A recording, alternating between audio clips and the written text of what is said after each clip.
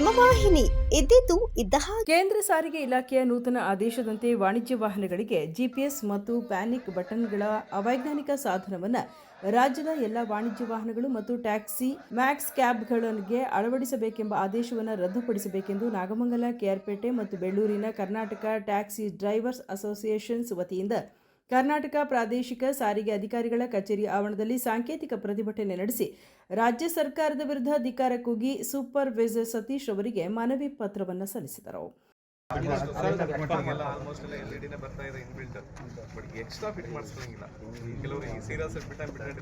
ನಮ್ದು ಗಾಡಿಗಳೆಲ್ಲ ರೈಟ್ ಅಷ್ಟು focus ಬೀಳಲ್ಲ sir. ನಮ್ಮ ಗಾಡಿಗಳು ಅಂತವಾಗಿ ಸರ್, ಈಗ ಪ್ರಾಜೆಕ್ಟರ್ ಎಲ್ ಇ ಡಿ ನಾವು ಹಾಕೊಂಡಿದ್ದೀವಲ್ಲ, ಅದರಿಂದ 4ರಷ್ಟು ಎಫೆಕ್ಟ್ ಆಗುತ್ತೆ. ಕಂಪ್ನಿಯಿಂದ ಬಂದಿರೋದು ಕಣ್ಣೇ ಬಿಡ್ಲಿಕ್ಕಾಗಲ್ಲ. ನಮ್ದಾದ್ರೆ ಬೇಕಾದ್ರೆ ಡಿಮ್ಮ ಮಾಡ್ಬೋದು. ಡಿಮ್ಮ ಮಾಡಿದ್ರೆ ನೇರವಾಗಿ ನಮ್ಮ ಕಣ್ಣಿಗೆ ಹೊಡೆಯುತ್ತೆ. ಇನ್ಬಿಲ್ಟ್ ಶೋರೂಮಿಂದನೇ ಕೊಟ್ಟಿದ್ದಾರೆ. ಅವ್ರಿಗೆ ಯಾವುದೇ ರೀತಿ ಕ್ರಮ ತಗೊಳ್ತಾ ಇಲ್ಲ.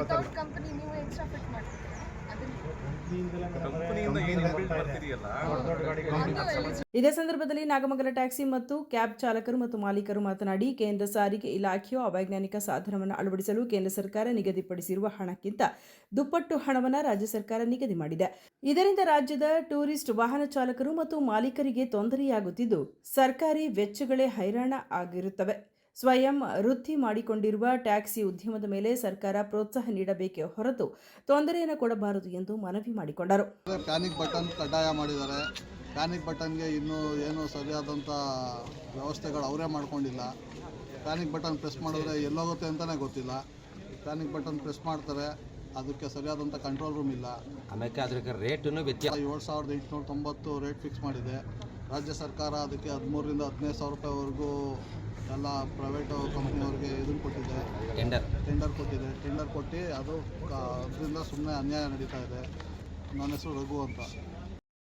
ಮತ್ತು ಆರನ್ಗಳನ್ನ ಚೇಂಜ್ ಮಾಡಿ ಅಂತ ಬಂತು. ಇದೆಲ್ಲ ಚಾಲಕರಿಗೆ ಮತ್ತು ಮಾಲೀಕರಿಗೆ ಒಂದಲ್ಲ ಒಂದು ರೀತಿಯ ನುಂಗಲಾರದ ತುತ್ತಾಗಿದೆ.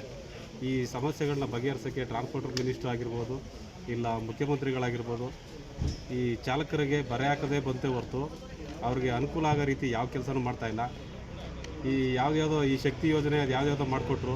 ಅದ್ರ ಬದಲು ಈಗ ನಮಗೆ ಈ ಪ್ಯಾನಿಕ್ ಬಟನ್ನು ಮತ್ತು GPS ಫಿಟ್ ಮಾಡಲೇಬೇಕು ಅಂತ ಆದೇಶ ಬಂತು.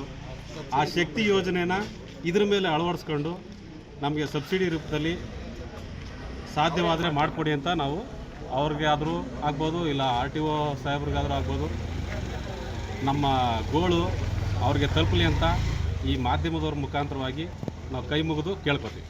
ಪ್ರತಿಭಟನೆಯಲ್ಲಿ ಕೆಆರ್ಪೇಟೆ, ಬೆಳ್ಳೂರು ಮತ್ತು ನಾಗಮಂಗಲದ ಟ್ಯಾಕ್ಸಿ ಮತ್ತು ಕ್ಯಾಬ್ ಚಾಲಕರು ಮತ್ತು ಮಾಲೀಕರು ಭಾಗವಹಿಸಿದರು. ಸುದ್ದಿ 3 ವಾಹಿನಿಯ ಹೆಚ್ಚಿನ ಮಾಹಿತಿಗಾಗಿ ಸಬ್ಸ್ಕ್ರೈಬ್ ಆಗಿ ಹಾಗೂ ಬೆಲ್ ಬಟನ್ ಒತ್ತಿ.